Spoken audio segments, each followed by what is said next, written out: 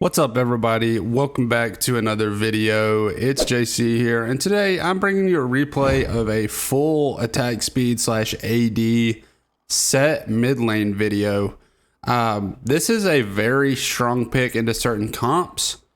As you can tell, their whole team is basically AD, so Death's Dance with synergizes really well with Sett, as well as plated steel caps.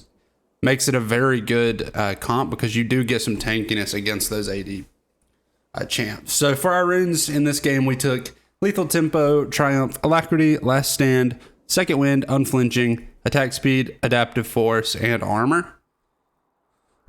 As you can see, we are playing against a Aurelia in the mid lane. And for the build path, it's kind of optional, a lot of them. I always opt for, when I play this, I opt for Blade of the Ruined King first into usually a shield bow for a little bit extra survivability. And as you can see, Aurelia players are crazy, man. They always try and all in like 24/7. But yeah, this game I went Bork into a shield bow, into a Death's Dance. Since they're so heavy AD, it really adds a lot of survivability to the build and also gives good damage. So yeah, after that it's completely situational. You really just want to itemize against what you're playing. If you're playing against, if you're going full attack speed and you're playing against a heavy AP team, it's good to get what's it called? Wit's End. It's a very good item. Gives you attack speed, AD, and on hit damage, as well as magic resist. So yeah, we'll just go ahead and let this video play out. I'll commentate over the highlights and things that I think it was important for you to see. And then we'll go from there. Here we're sitting a little past 8 minutes. Aurelia is going to go for an all-in here, but we know we out-damage her. It's a lot closer than I thought because you hit her stun. But you just got to stand there, use your W shield to absorb damage. We get our ignite off and then finish her off with the double punch. Once you start getting early kills on this build, you just start rolling and you become really, really not hard to kill per se because you are squishy, but your W shield gives you a lot of sustainability. And you just do so much damage that people oftentimes, as soon as they get hit with one double punch combo, they're just half health and they just run because they're panicking. Especially in low elo. That's where I would not play this into high elo. Because people understand, wow, they can just burst you and just out DPS you, especially as a mage if they can keep their distance. But in low elos, a lot of people just start panicking once you hit them twice and they're 50% health. So here we see that Caitlyn is kind of weak, so we know we're within kill range if we can get our team to go in with us here.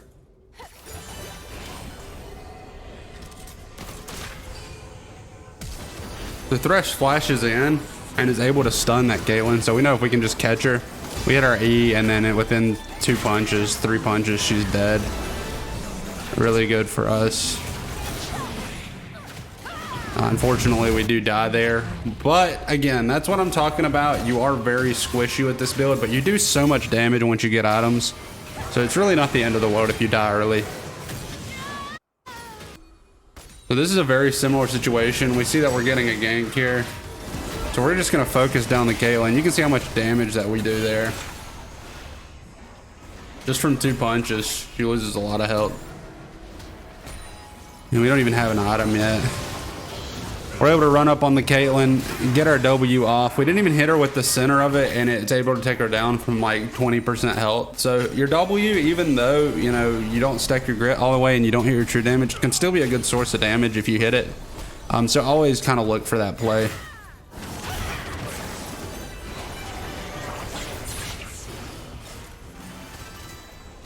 So here we're going after the Seraphine. We're able to get her because we are as soon as she are, so we go over her charm, which is really good for us.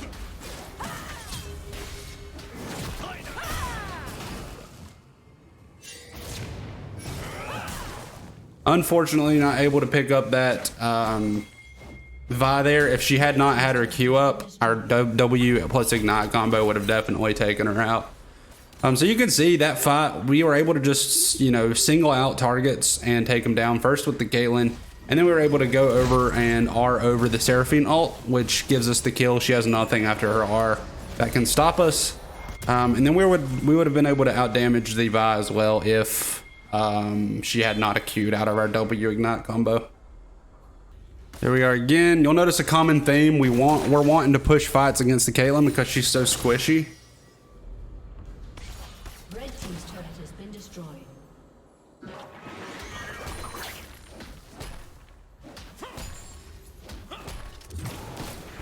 You definitely want to focus squishies in this matchup. So Pyke's able to hit the stun. That's a free kill. Fortunately, we're not able to save the Pyke. We just don't have enough attack speed to burst her down that quick. But we have a lot of sustained damage, and there was just nothing she could do. She got stunned. Her E was on cooldown. Pyke did really well there, and unfortunately, we weren't able to save him. But he understands that if we can get fed with this build, we can absolutely shred people and just 1v9 carry the game. So we're coming up on another team fight here. The Vi thinks she has a lot more damage than she really does, and Vi, kind of like Sett, is a single target champion. So Thresh goes in with a really good engage. We're able to completely melt that Gangplank in 4 autos with the Q reset. We're gonna run down the Seraphine under turret. Unfortunately, we were gonna die there, but the W saved us. And we do actually go down from the Aurelia. And again, Aurelia is just kind of annoying because she just does so much damage. And she can play from behind. Once she gets Bork, it's pretty much just GG. So at this point in the game, I know we're dead, but we're sitting on our shield bow and Blade of the Rune King, as well as some plated steel caps. So we got some tankiness and survivability with the Immortal shield bow and the plated, and we got some good damage with our Bork, so we really should start popping off here. So here again, the common theme is we're trying to get this Caitlyn out of the game. She does so much damage once she gets ahead and she gets fed, so we're just trying to get her out of the game. That's our main goal here. Pyke's going in for the sneaky. We flash in, hit our E pull, we're able to take her down. Unfortunately, we're gonna go down for it. But not much we could do there. We were able to get the Caitlyn, so it's kind of worth. So here we're kind of just, we know we can fight the Vi in a 1v1. We have a lot more output, you know, DPS output. So we go in, we hit the E on both the Caitlyn and the Vi. So we're just gonna go ahead and focus down the Vi. We get our shield bow pop. Not much they can do there. And Caitlyn also gets just melted down by the Mordekaiser, so a very good little skirmish for us there. And again, this is what you want to do. You want to solo out their squishiest target, because if you're trying to melt tanks, yes, you have Bork, but you're going to get killed before you can finish off your enemy most of the time. We're sitting at 9-4 at 26 minutes in. We're still scaling pretty good. We're working into our Death's Dance here, so we got the armor plate. Gangplank does a lot of damage, but we just out damage him. That's the beauty of it. I mean, 4 autos, he's done. And we're able to just kill the Aurelia there as well, just by punching her. Our W is such a good source of damage, and if they don't have flash, most of the time they can't get out of it. So here they're trying to siege on our turret. We're almost 30 minutes in. We know at this point in the game, if somebody gets a good siege off, they can just win the game. So we're trying to prevent it as best we can. Caitlyn's stepping way too far up. We flash in on her, hit her with our WR. She's just dead. We're able to get healing off our Triumph there. We're a little low for my liking, so we're not going to push anything too much. Try and look for some healing from the red buff and see what else we can get into.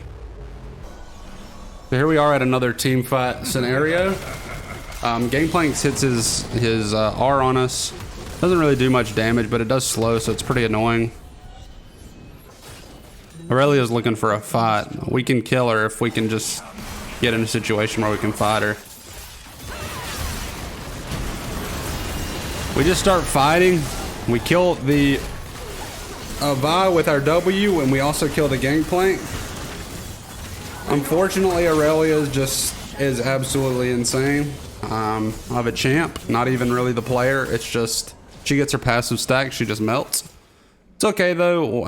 We're just hoping our team can not int the whole way. We have our Death's Dance. It looks like our team is gonna be okay, and nobody's really playing bad, so we're definitely in a good position to still win this game. That's what I'm thinking to myself at this point.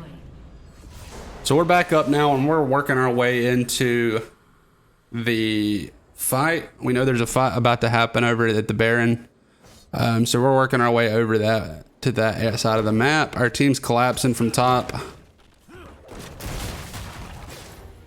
Vi, for some reason, thinks she can fight us.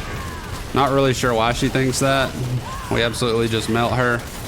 And then we've got a free kill on the gangplank. Able to R him. And then all we need is 2 more autos to melt him from about half health. This is what I'm talking about. This build is absolutely crazy with the DPS. There's not many champs in the building that DPS faster than this, if any. I mean, maybe like a full attack speed like Ashe or something, but even then, Ashe has no survivability, whereas this build, even though you're building full damage, you have survivability with your shield bow pop as well as your W shield.